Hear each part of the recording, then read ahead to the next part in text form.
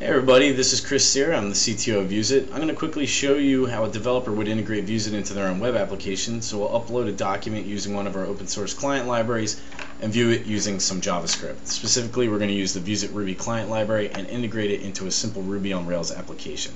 So here we go. Right now we're in the Vuzit dashboard. As you can see down here, I have an enterprise on-demand account, which gives us access to the batch upload capabilities as well as a number of other benefits which we're going to use in this demo.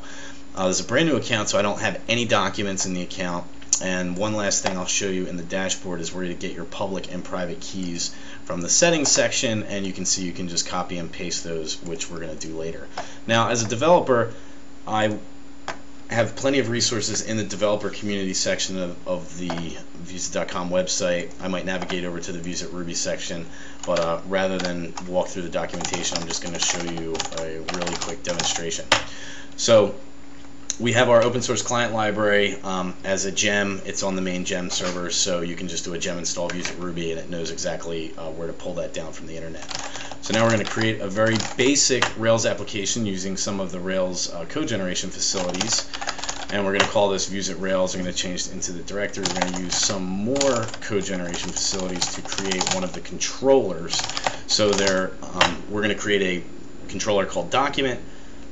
The two actions that we're going to use are called index and show, and the index methods where the index action is where we're going to upload the document to, and then we're going to show it just moments later. And so now I'm going to run our Rails server, and then I'm going to just load up these files in my favorite text editor, and we'll be ready to go.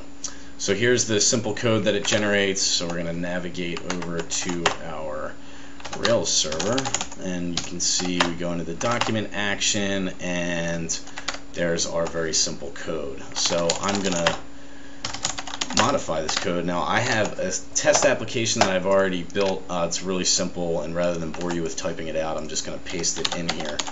So we have an upload form that I've created, which you can see. You can browse locally for a file and then upload it. The important thing to note here is we're going to do an HTTP post, and it's going to send that file to the show action. So now let's go into our document controller code, and I'm going to replace that with the code that I've written. We'll notice that this code is using the vuzitruby client library. So the first thing that it does is it requires the vuzitruby library. The show action, as you can see here, is just very basic. It's going to accept the uploaded file. It's going to put it into the public folder of the Rails application, which has special meaning in a Rails app. We're just going to write the file there for the sake of example. We pass in our public and private keys into the vuzitruby library, and then we use the document upload method and pass it the file name that we just saved. And this will pass us back a document object, and that object is going to have the ID number that the vuzit.com server has assigned to it, which we'll use to later recall it and view it. And we're going to do that in the show action. So here's our basic code, and I'm going to replace that with the code that I have here. And I got this code from the developer section of the JavaScript section of the developer page, and we have an example called the full screen example, which I've modified very slightly here. A couple things to note is we pass in our public key using the API key set function, and we're going to use the viewer from ID method and pass it the document.id that got passed back from the document upload function of the vuzitruby library. And that's essentially it. So let's get started. So I'm going to pick a file locally.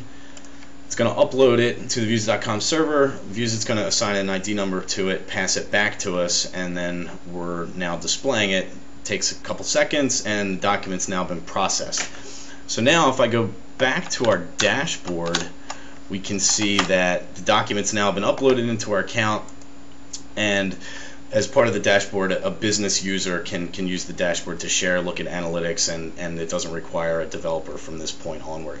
So that's it for this simple demonstration. I really appreciate you taking the time to take a look at it. If you have any questions, please let us know. Take care.